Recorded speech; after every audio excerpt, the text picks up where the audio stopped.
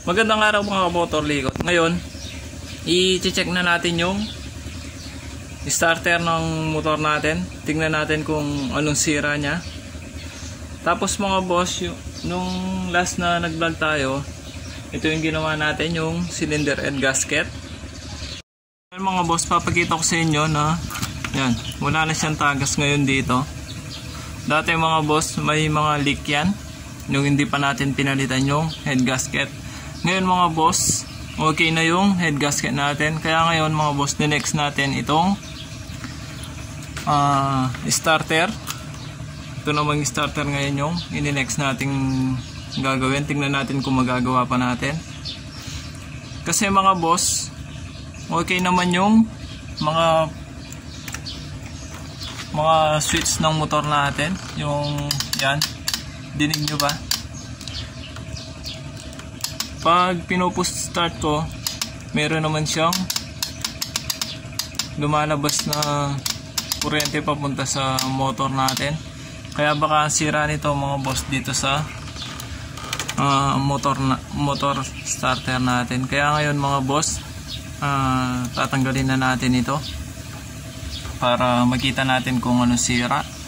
Baka carbon brush lang yung sira nito or marami na sa sira. Kaya ngayon titingnan na muna natin para malaman natin kung ano talaga yung sira nya. Ngayon mga boss, ang pagtanggal ng starter motor, una natin tatanggalin itong clutch cable. Gamit tayo ng 12mm.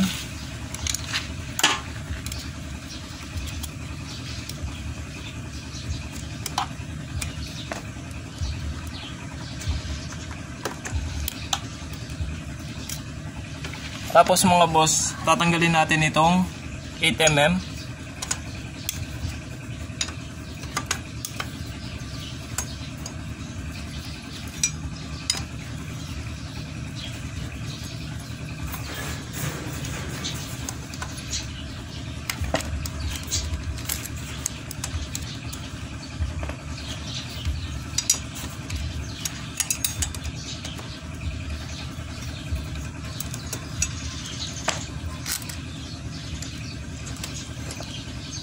Ngayon mga boss, pagkatanggal ng clutch cable, pwede na natin tanggalin itong starter.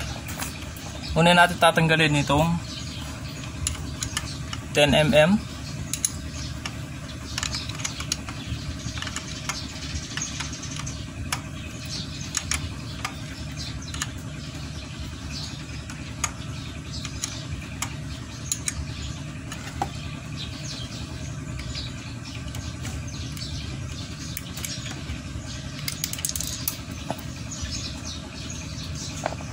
Tapos mga boss, pwede na natin tanggalin itong mga dalawang tornilyo na to na 8mm.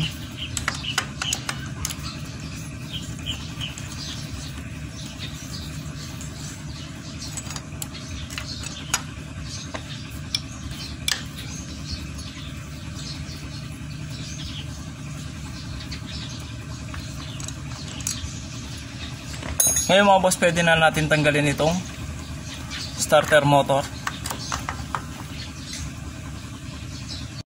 Yan mga boss, natanggal na natin yung starter. Ngayon, bubuksan na natin gamit ang 8mm. May dalawang tornilyo yan. Tignan natin kung ano yung sira nya. Baka carbon lang. Kasi umiikot naman yung ano nya, yan, yung starter nya. Baka carbon lang yung sira.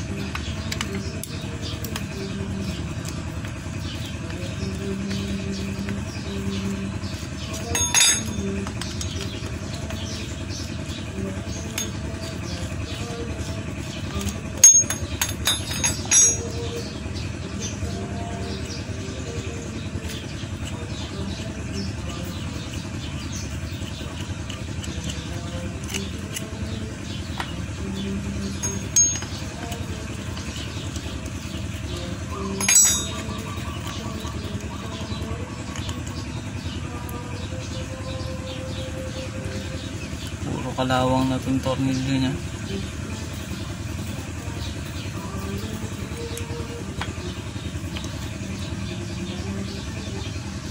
Yan mga boss, carbon nga yung sira nya.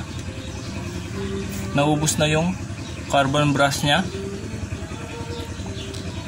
Kaya ngayon mga boss, bibili muna ako ng carbon brush para mapalitan natin.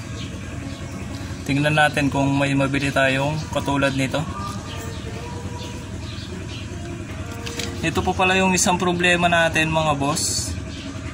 Talaga palang hindi na pwede itong starter motor natin kasi yan, puro sira na. Tapos yung mga wire nya wala, putol-putol na. Kaya gagawin natin dito mga boss, bibili tayo ng bagong starter motor. Wala tayong magagawa nito. Hindi natin mareremedyohan to mga boss kasi yan, puro putol na yung mga wire nya. Tapos may mga tama na. Tapos yung magnet nya mga boss, yan, sira din yung magnet, basag na. Kaya hindi na natin pwedeng mapayandar ito. Kaya ang gagawin natin mga boss, titingin tayo ng motor starter kung may makikita tayo. Kasi ito hindi na talaga pwede. Akala ko mga boss, itong carbon brush lang yung sira. Yan mga boss, hanggang dito muna itong video na to. Abangan na lang yung part 2 ng magpapalit natin ng starter kasi wala, hindi na talaga pwede to. Hindi na natin magagawa ng remedyo. So yan mga boss, hanggang dito muna itong vlog na to. Abang na lang sa next vlog mga boss. God bless sa inyo.